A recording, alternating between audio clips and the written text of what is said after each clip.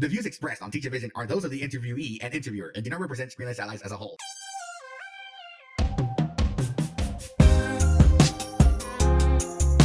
Hello there, and welcome to Teachavision episode number 10, where everyone has a different vision of learning. Yes, we are on episode number 10, and I am still Jose Briseño welcoming you to this episode. On this episode, we're going to conclude the interview with Miss Dawn Stearns from Abilene, Texas, who's a teacher of the visually impaired, where we will talk about many different things, whether the field needs more teachers, some old technology we worked with in the past, and her overall opinion of working with people who are blind and visually impaired. All that and more on Teachavision by Screenless Allies.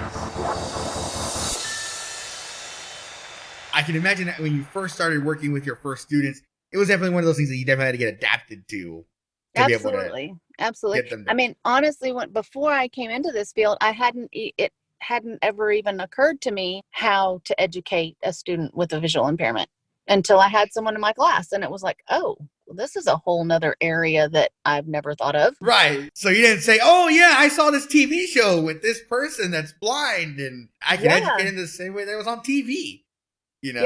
Yeah. I mean, it opened my mind to a lot of different things. If you guys go back to the past episodes, you'll see that all these TVIs say open mind is very important. As I said The before, other thing you asked about what amazed me, and the other thing that amazes me is students and adults that are totally blind that are completely independent. I know that might sound offensive, but I am just impressed with that. I think that there is a lack of knowledge or understanding. That is absolutely a possibility. I mean, as long as you don't cry and say that we're very inspiring, you're fine. Yeah. No, I'm blown away by, people that travel in airports and travel. I can see, and I'm kind of nervous traveling in an airport. You know what I mean? So I find, huge. Yes, but I find that very amazing. Well, hey, I totally get it. And you mean it in a good way because you do work with blind students. Yeah, that's why I say you're not going to cry and go, you're so inspiring to everyone in this world. Well, I think that comes from a lack of knowledge. I think that the general public they were like me before I started. I never thought about, which is sad to say, honestly, but I never thought about it.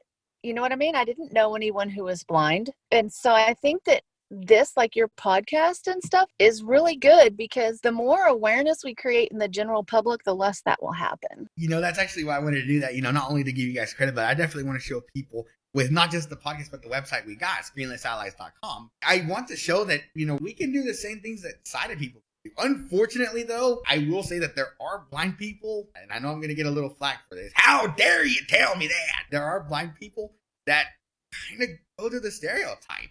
Yeah. That stay at home, and not so that they're not capable, it's just that they don't want to. That's their prerogative. They're just different from you. I didn't say that to sound offensive or anything like that, but I'm just saying, just an example. It's just that we're all come in different shapes and sizes. Exactly. So we're able to do it as well. We're human too, as they say. So exactly. And there are sighted people that want to sit at home and do nothing as well. Oh, I know. Oh yeah, I'm not saying that. No, I'm not saying that they're not. It's just, I know that there are sighted people out there that, they're just like, you know what? I'm just going to sit around here, watch TV all day, see what well we can find. So I totally understand. Now, you were talking about the Chromebook. There's another episode here on this podcast where a TVI was mentioning that it's not up to par with a lot of the school stuff that's being used out there. Would you confirm that? Is that something that you've seen as well, where you've had issues navigating the Chromebook with Chromebox over these modern school web platforms? The school platforms are not always accessible. And that has to do with the people that create the platforms, making it accessible. But I really haven't used a Chromebook that much. I did use it for my student. He's a third grader, and we did map testing on it. And this year he was actually able to do it on the Chromebook with the Mantis. And it was a very new experience for both of us because he's not ever been able to do the map testing before because it wasn't accessible. But now they've made it where you can use a braille display with it, and it describes the pictures. And some of the pieces of it were a little difficult when you had to maneuver, like sort these words. That was like almost impossible. I had to help with that, to click on the word and drag it over to a different box to answer a question. It was a lot of different keystrokes to be able to do that. So we were kind of just winging it and figuring it out that time. But yeah, you anyway. Can't double tap and hold. For example, on iOS, there are things that you can do, like dragging items. You can double tap, hold, and then move your finger according to where you want to drag the item to. Right. And VoiceOver gives you feedback. Now, that is if they implemented it correctly in the application website itself. It wouldn't work if you didn't do it that right. Of course, in schools, they use a lot of iPads. So do you use that as well with your students? The iPad, is that another one of those tablets that you can say you've used? Absolutely. I've used the iPad a whole lot more. I'm way more familiar with VoiceOver at this point, but because I now have the Mantis and there's some more opportunities coming up on the Chromebook, we're going to probably head that direction as well. And he does use, my third grader is using Talking Typer to learn to touch type. And so he's using a regular desktop computer as well. Oh, I remember Talking Typer. Oh. Yeah, I have a student that's in college now that hated me in 7th grade. But he hated me in 7th grade because I made him do Talking Typer. But he still tells me today that he's glad I made him do it. Well, if you have to hear A, S, D, F, space over and over and over again, I can kind of see why. Yep. I mean, it's annoying, but it works. Well, there's another typing program out there. It's called Typeability. I don't know if you ever heard of that one. That is a JAWS compatible application, and it's a little bit more obnoxious. Well, and you had to be able to use JAWS. I think the typing comes before the JAWS in my mind. What age range would you say you could start a student on a computer keyboard to actually just start typing? Well, I actually started in kindergarten with him, and then he wasn't on my caseload for a couple of years. And so now we're back to it in 3rd grade. But I would say as early as kids start going to the computer lab at their school, don't let them just listen to books, put them on Talking Typer or some typing program so they can learn the keyboard skills just like their peers are doing. Right. Well, nowadays it's with iPads and stuff like that. You're seeing all these kindergartners use whether it's a Chromebook, an iPad. It's amazing how that's also changed. Have you gotten your student on an iPad at a very early age as well? Oh, yeah. I think the iPad is really easy to learn. VoiceOver is, I think, the easiest for younger students to learn. And they pick it up quick because they want to play games and they want to listen to books and go to YouTube and all that stuff. So, go to YouTube at a very early age. Imagine that. Yeah. I mean, my 3rd grader now is listening to books all the time on YouTube. I mean, we spent an hour and a half taking AR tests the other day, but it's... I mean, it's good. Reader. Yeah, it's good for that. Oh, wait until he reads Harry Potter. Interestingly, this student does not want to read Harry Potter. I'm kind of offended. I read Harry Potter when I was in 6th grade. I read all 6 books. Well, and I had the audiobook equivalent. My brailleist did not want to braille them because he said it was too long. I don't blame her. And so she was like, how about I just get you the audiobook? And I was like, okay. And so I got him from Recording for the Blind and Dyslexic back then. Now it's called Learning Ally, which is a nonprofit organization that has volunteers recording textbooks and other books on CD that are in special players. But nowadays, it's in electronic form, and they can just download it to your computer and read it that way, or your iOS device. So I remember reading all those books, and I'll be honest, they're really good books. I like that series. Me too. So before we go, do you have any final thoughts, any final recommendations, any final pep talks, anything that you want to mention that I'm the most awesome guy on the planet? Anything that you would like to mention? The mic is yours. Go ahead.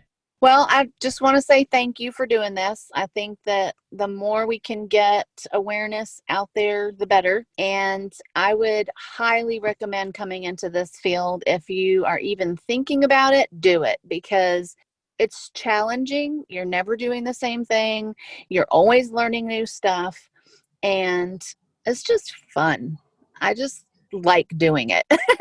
So I can imagine. I would highly recommend joining our team.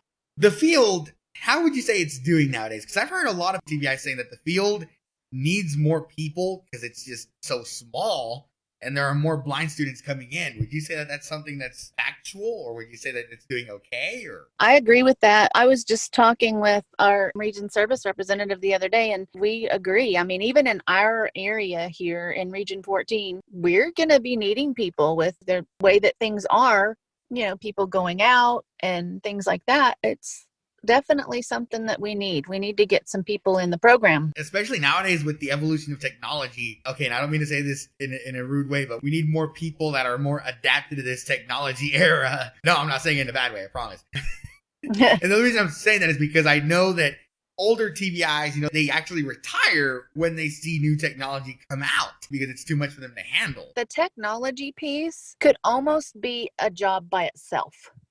I mean, I really do. And that's where I struggle the most, is trying to balance between the different teaching styles. So when you're working with a multiply impaired student and you're using active learning, and you're working with the Braille academic student and you're using Braille and all the tactile things that come along with that. And then you're trying to add in the technology and the music. And I mean, there's just a lot.